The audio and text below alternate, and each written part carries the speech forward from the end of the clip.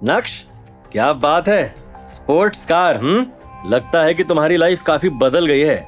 करोड़ों रुपए की स्पोर्ट्स कार चला रहे हो। ये बोलते हुए मैम्बो अंकल का ध्यान प्राची की ओर गया। ओह, मुझे लगा कि तुम अमीर हो गए, लेकिन तुमने तो अपने लिए एक अमीर लड़की ढूंढ ली। वैसे लड़की बहुत ही खूबसूरत है। नाम क्या है? तुम्हें उसका नाम जानकर क्या करना है? ओ भाई, अपना काम करो ना।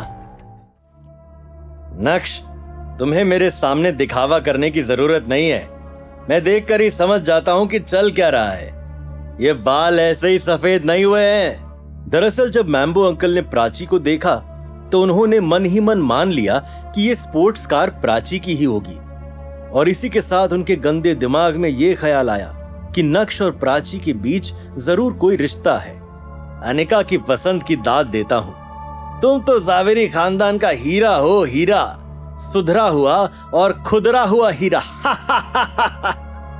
चूंकि मैम्बो अंकल ने जानबूझकर ऊंची आवाज में यह कहा था, इसलिए आजू बाजू के लोगों ने भी सब कुछ सुना, और अब वो भी नक्श को देखकर तरह तरह की बातें बनाने लगे थे। ओ, तो ये है जावेरी खानदान का दामाद।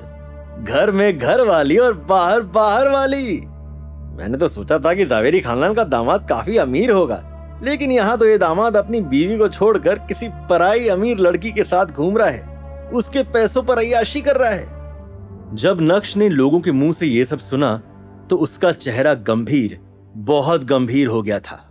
हालांकि प्राची, जो नक्श के ठीक बाजू वाली सीट पर बैठी थी, वो ये सब सुनकर नक्श से भी ज्यादा फ्यूरियस हो गई और तुरंत ही कार से बाहर निकलकर मैम्बो अंकल की तरफ बढ़ी। तेरी ये हिम्मत कि तूने मुझे मारा? तू जानती भी है मैं कौन हूं? क्या तुम नहीं जानते कि ये जावेरी खानदान के दामाद है? थोड़ी सी भी रिस्पेक्ट दी होती ना तो तुम्हारे गाल पर मेरे हाथ की उंगली नहीं छपी होती। तेरी तो क्या अपने आप को बहुत पावरफुल समझते हो? जाओ, मैंने मारा, अब बताओ क्या कर लोगे? मैम्बो अंकल के पास बोलने को कुछ भी नहीं था। अपनी सेक्रेटरी के सामने वो एक लड़की से चपेड़ खा चुके थे।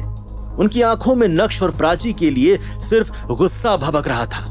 मैम्बो अंकल का बैंड बजाने के बाद प्राची पीछे मुड़ी और नक्श की कार की तरफ बढ़ी। कार में बैठने के बाद उसने कहा, क्यों जीजू, मजा आवी गियो? खूब मजा आवी गियो। जीजू, मुझे लगता है कि आगे भी ऐसा ही ट्रैफिक जैम होगा। आपको मुझे घर तक छोड़ने की कोई जरूरत नहीं है। मैं नहीं चाहती कि आप मेरे पीछे अपना कीमती समय बर्बाद करो। आप मुझे यहीं उतार दो। ठीक है, ध्यान से जाना।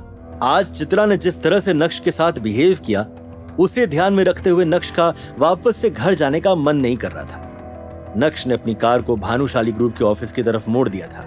कंपनी पहुंचकर नक्श सीधा अपने कैबिन में गया और उसने अनिका को मैसेज किया कि वो आज रात घर नहीं आएगा। सर, ये आपको mister Karthik, prime star hotel, और miss Himani, Badani group of companies की तरफ से आए हैं। उन्होंने कहा कि आपके लिए गिफ्ट हैं। हिमानी और कार्तिक? जी सर। ठीक है, समझ गया।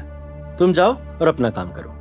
नक्श को बहुत अच्छे से याद था कि कार्तिक ने उसे पहले भी एक पिल दी थी, और उस पिल को खाने के बाद नक्श के शरीर में बहुत बदलाव आ गए थे। यही सब सोचते हुए जब नक्श ने कार्तिक का बॉक्स खोला तो उसमें एक और पिल थी, इस बार रेड कलर की। ये देखकर ही नक्श का माथा चकराने लगा था, इसलिए उसने तुरंत ही कार्तिक को कॉल किया।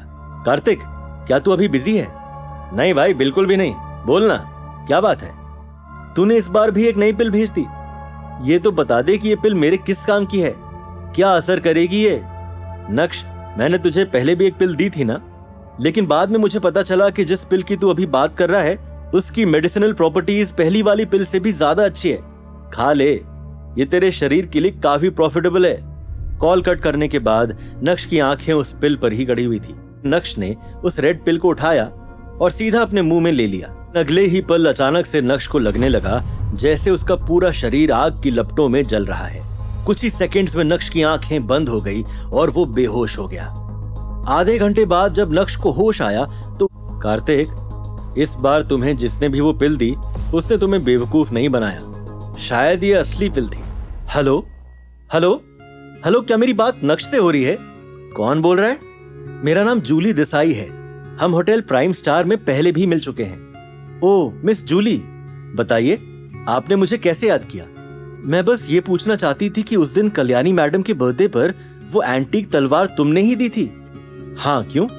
क्या वो तलवार अभी भी तुम्हारे पास है? वो तलवार तो किसी काम की नहीं है। क्या तुम्हें उस तलवार में इंटरेस्ट है? नक्श, शायद जावेरी खानदान के लोगों को उस बारे में कुछ पता नहीं है, लेकिन इसका मतलब ये नहीं है कि सभी लोग बेवकूफ हैं। मैं यकीन के साथ कह सकती हूँ कि तुम्हारे पास जो तलवार है वो राजा वीरभद्र सिंह की है, जो 11th सेंचुरी में राज किया करते थे। अच्छा, ठीक है, तो तुम्हें आखिर मुझसे क्या चाहिए? परेशान मत हो, मुझे तुमसे वो तलवार नहीं चाहिए। मुझे तो बस उस तलवार की कुछ फोटोज लेनी है। एक बार उस तलवार को अपने हाथों में लेकर देखना चाहती हूँ। अच्छा, तो ये सब तुम्हें कब करना है? रियली? अगर तुम अभी फ्री हो तो तुम मेरे एंटीक स्टोर आ सकते हो। मैं तुम्हें एड्रेस भेज देती हूँ। मैं तुम्हारा यही इंतजार करूंगी। कौन थी ये जूली? क्या मिस जूली और नक्श के बीच होगा कुछ ऐसा जो बदल देगा अनिका की जिंदगी? कब और कैसे शुरू होगा नक्श पर रेड पिल का असर? क्या होगी मैम्बो अंकल की अगली चाल? कैसे लेगा वो अपनी बेइज्जती का बदला? ये जानने के लिए देखिए अगला एपिसोड सिर्फ पॉकेट FM के YouTube चैनल पर, और इंस्टा एम्पायर के सारे एपिसोड सुनने के लिए डिस्क्रिप्शन में दी गई लिंक से डाउनलोड कीजिए पॉकेट FM।